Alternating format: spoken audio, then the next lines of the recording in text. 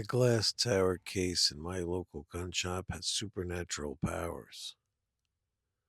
It knows what's up and it knows what's next. It's my friend, but also my enemy, my therapist, and yet my tormentor. Recently, there was a window into the world of High Standard in its heyday. It was just what we wanted, just what we needed, just where we needed to be. Make a nice cup of coffee and come sit for a while.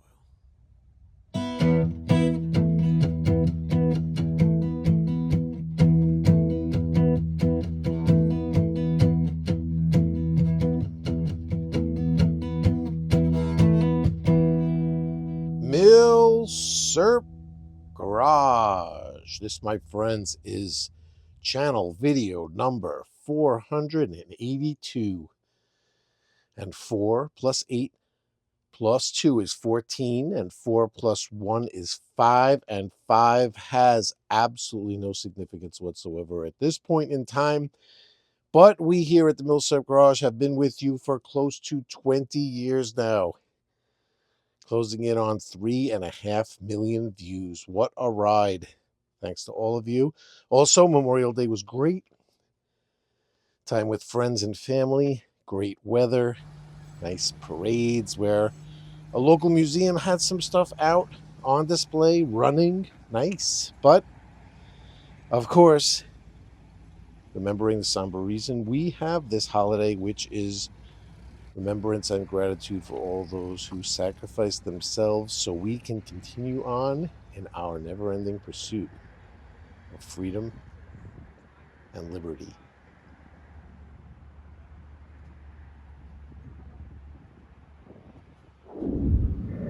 So here we are in game 2 of our high standard doubleheader with the Dura-Matic M-101 from 1968.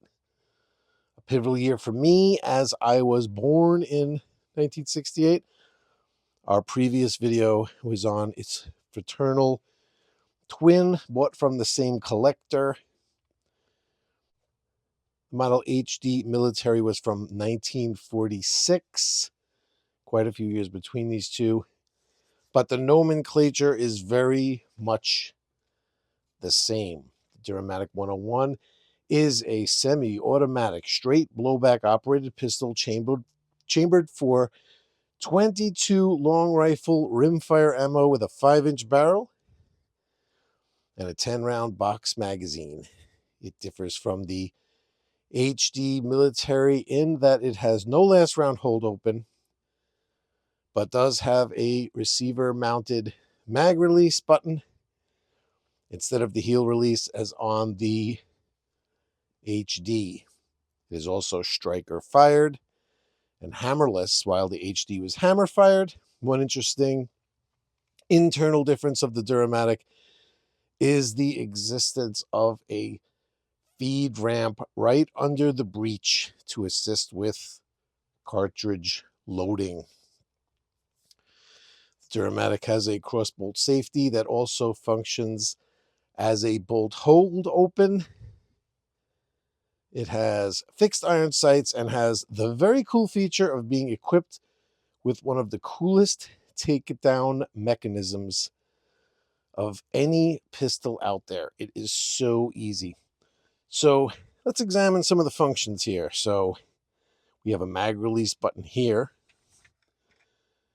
Kind of convenient, but not in this area where it's normally actuated with the thumb. It's kind of hard to get your thumb up there. So it's almost like the second hand when you're shooting could reach up there. The crossbolt safety back here also functions as the bolt hold open by just sliding into a recess in the slide. The removable barrel, so cool. This is the takedown screw right here. It's that simple to remove the barrel assembly for cleaning or whatever you'd need to remove a barrel assembly for. And check this out. This grip here, the grip plates is really a grip plate. It's just one. And this long, it's like a stock bolt, right? That's not the only similarity with this thing. Kind of looking like you're disassembling. It's got the feel of you disassembling a shotgun. Look at how this comes off. This is the magazine well. It's just one piece. It looks like tenite, like we're kind of used to tenite. It looks like tenite, but it's not tenite. It's a different, it's like almost like a form of phenolic plastic. But I've never seen a design like this where it is the whole magwell, and that leaves just the receiver left. You can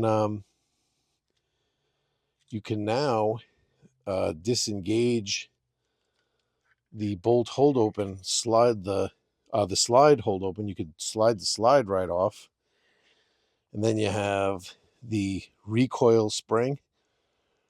And if you want to clean it, you could click it on the safety right here, just like this right here, right now, and leave it just like that, because if you pull the trigger or touch the trigger, this is going to shoot off of here like a rocket. But you could also, with the safety off, as long as you contain it, you can pull the trigger here and you can release it. Theoretically, you can release it from here. And it comes apart. That simple. Very, very simple pistol to take apart. This is called the striker spring. This is the striker with the firing pin right up here. Robust looking and feeling piece right here. Really doubt that you're going to have trouble with that breaking. Now that is a slick takedown procedure, and reassembly is pretty much just as slick. We have the recoil spring and striker. I want to be a little careful here just because it is under spring pressure. But we get this right into this tube here. We line this right up into the tube, and we kind of set it behind the sear. Not a bad idea to put the safety on at that point.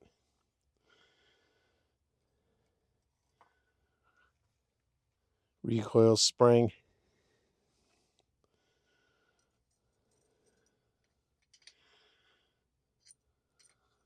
Slide.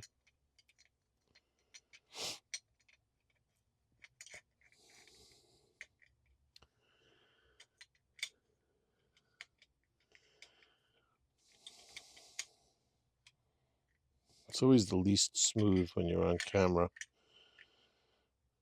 If you ever want a gun to not go together smoothly, just do a YouTube video. And then the stock, it's interesting to call it like the rifle parts, because man, it feels like very much similar to the design of a long gun. There we go. Wasn't centered. And I snug it a little. You want to be careful with how much you snug this, because this is a part that breaks. I think they sell it like aftermarket, but you want to have your original. This is an original. It's kind of like glass. It's kind of cool. But, and then the newer ones are more plasticky feeling. This is kind of like a ceramic kind of feel, but I wouldn't go much tighter than finger tight like that. You could put it in a screwdriver and just give it a little bump, a little nudge, but careful with cracking these. You don't want to crack it. It doesn't need to be that tight. It doesn't hold the gun together. You know what I mean? It just holds that plastic stock on. That's it. Boom. Boom. And boom. How cool is that? What a slick gun. Lola hair. There's always Lola hair in a gun that I put together. It's like it wouldn't be put together right if it didn't have a Lola hair in it. One cool thing here, let's lock it open. Let me take this cartridge case and drop it in here so I could show you that when it's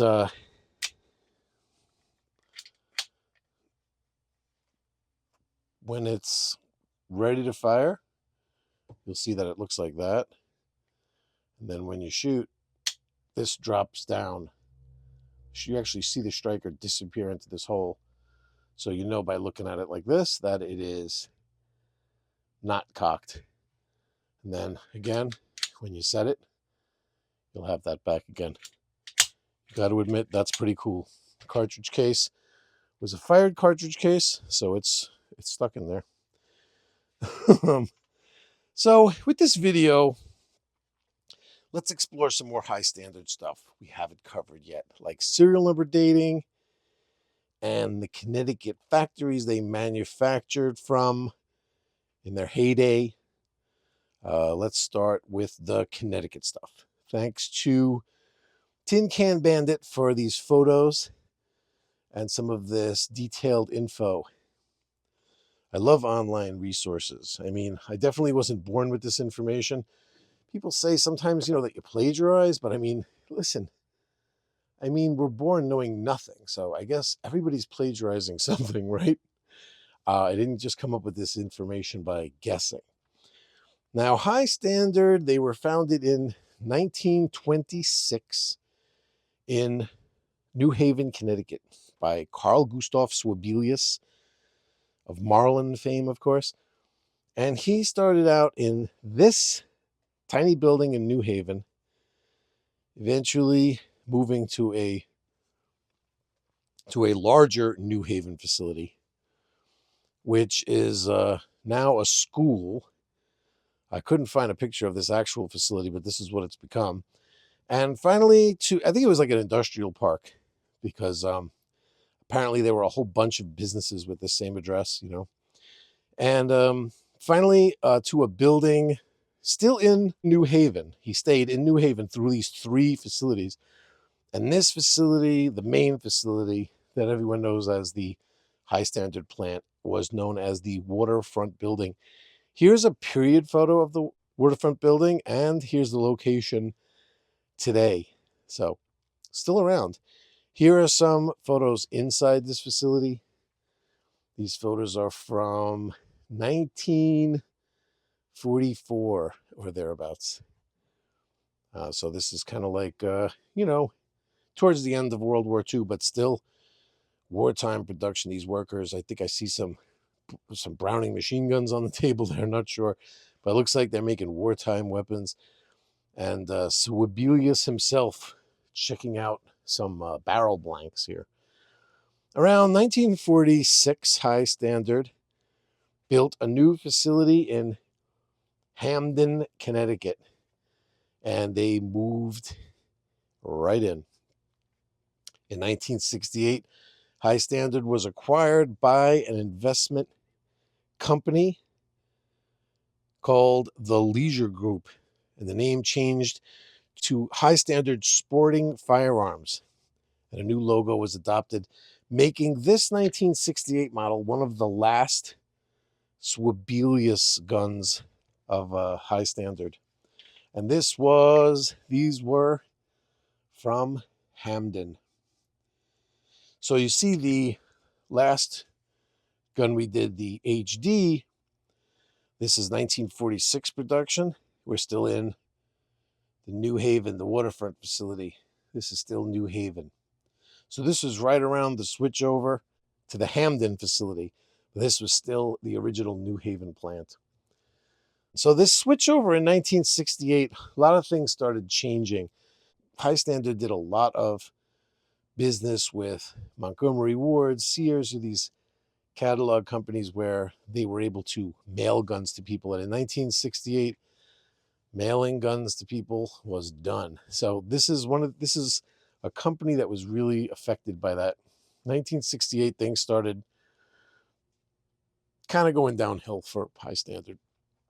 In 1977, operations were moved to East Hartford. This was the 3rd location, and the Hamden location was sold.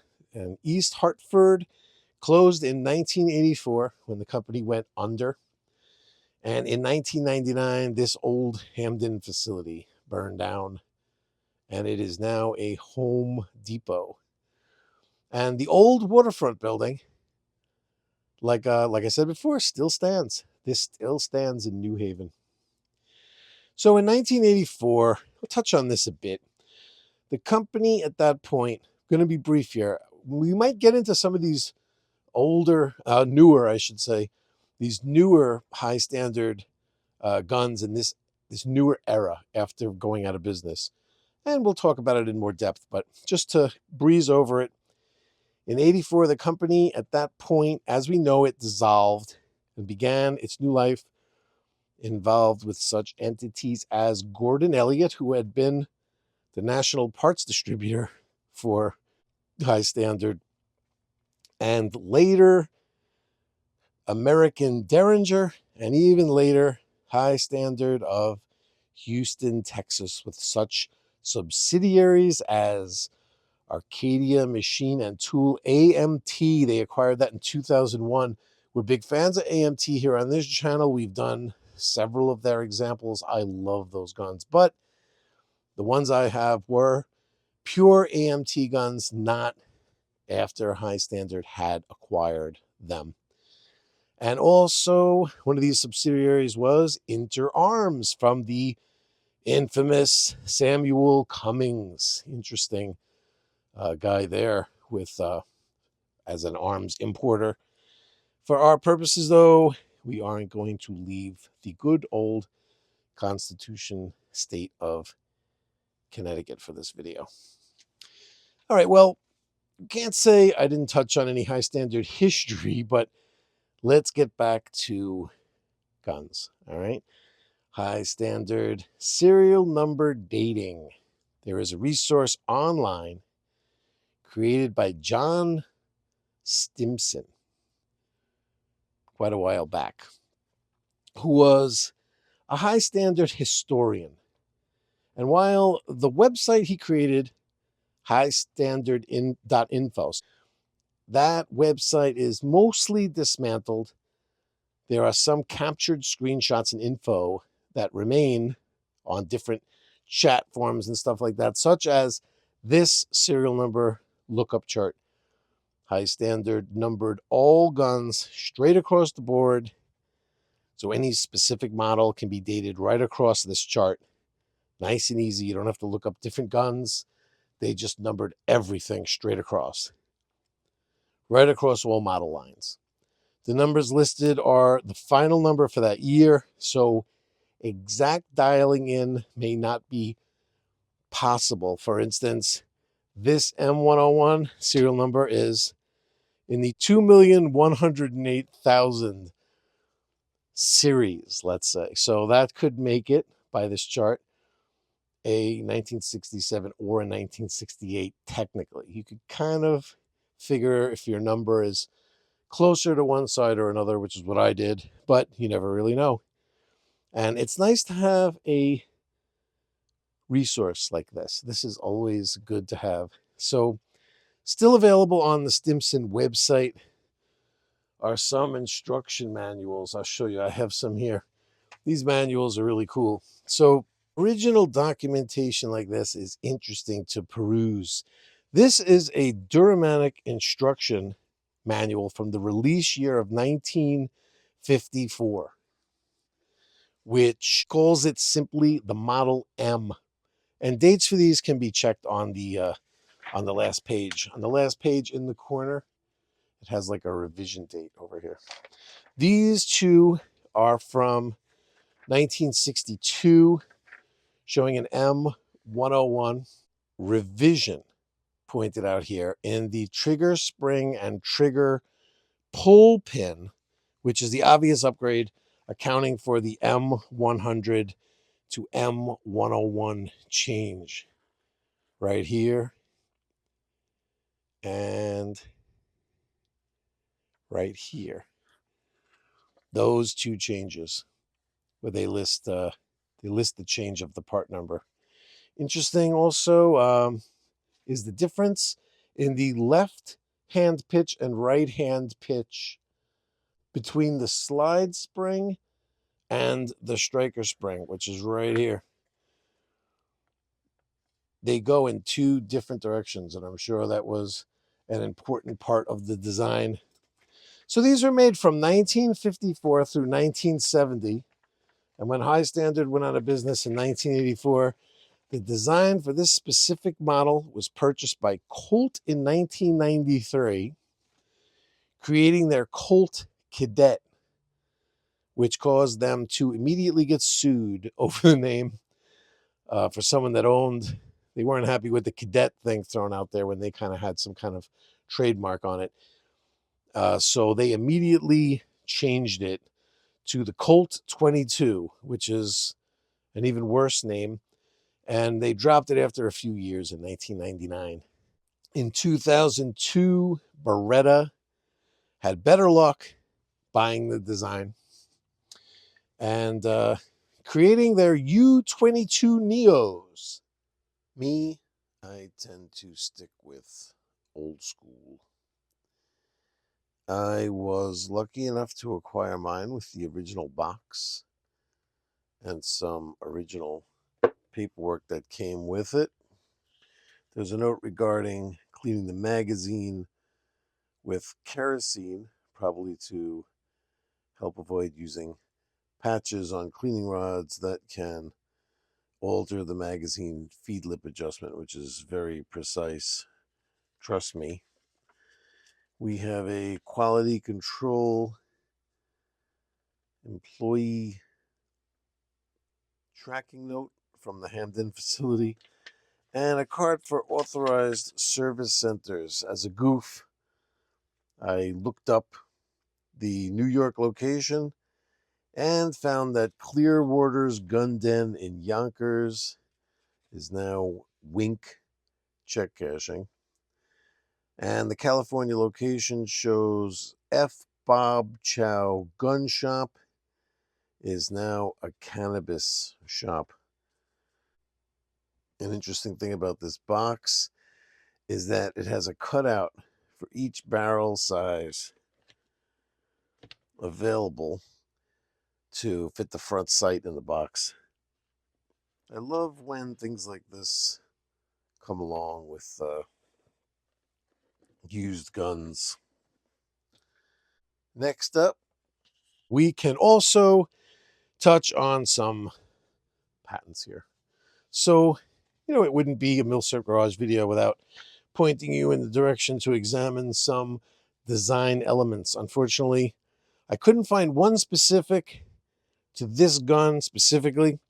It's out there. It might be from Swabelius himself, but it eluded me. I found a ton of interesting stuff, however, and the sheer number of patent holders is a clear indication of why certain patents for certain design elements are elusive. So this was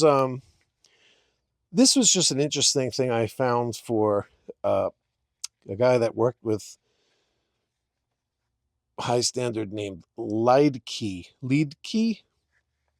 When researching the patents, I saw that this guy had done a kind of like a compensator here. One of the ones that screws in to, this is the Supermatic Citation here. And the Supermatic Citation has this barrel attachment area with these screws that come in like this way to attach to the barrel.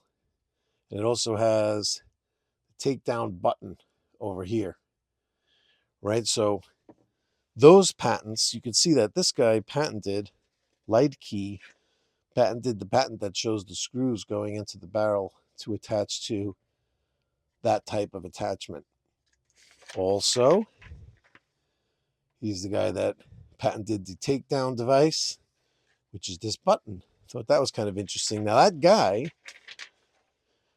also patented a feeding mechanism for a machine gun for the military, and also moved on to do, guess what? A seared disconnector for who else but Mossberg and Sons on a shotgun. That looks familiar. And For Mossberg, an auto-loading gas-operated firearm. I don't think this ever came out. This is the magazine tube and the gas tube, two gas tubes on the side, so like the magazine tube in the barrel, and these two gas tubes on the side where the gas gets distributed evenly between these two tubes. Reading this patent, here's the text to it. It's very interesting. I don't think that ever went anywhere, but that's Leidke. What I did this time was I wanted to show you, look at how many different patents, and they're almost all held by different guys. This whole side, all of this, and there were more. And these were high standard patents, and I just went through them looking. So here's some that could be a little bit interesting that look like they have something to do with this guy. Here's Hilberg. This is a firing pin with plastic sleeve for firearms. It's almost like how the striker looks. Just thought that was interesting. But 1954, filed in 54, that's what made me think maybe it had something to do with it at the time. But a lot of these other ones are way too late for the M101 here. Like the Larson here.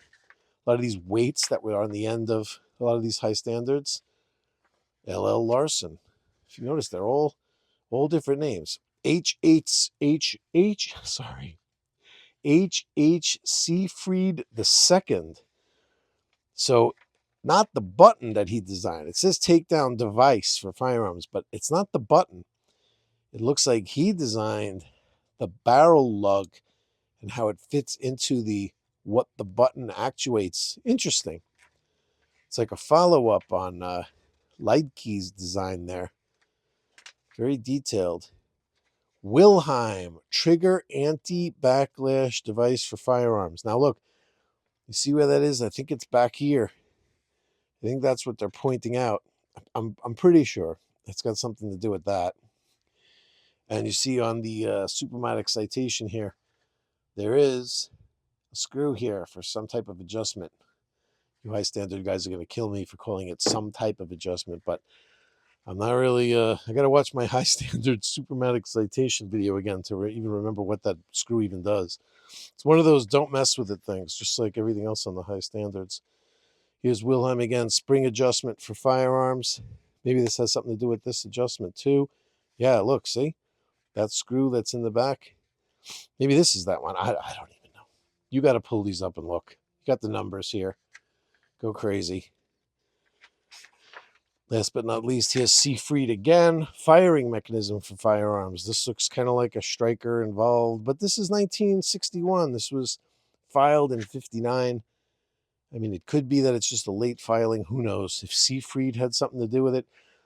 But it would be interesting to take all of what Seafried invented, all of what Wilhelm invented. You know, take all of these guys, and this guy over here with the striker. This one was interesting. Take this guy, Hilberg, pull up all of what he's invented and see what else were high standard, filed for high standard. That's your homework. So lastly, firing it. I got to tell you, here's the big secret about this thing. This pistol, I'll tell you now, near the end of this video, but this was High Standard's bargain model, if you can believe it.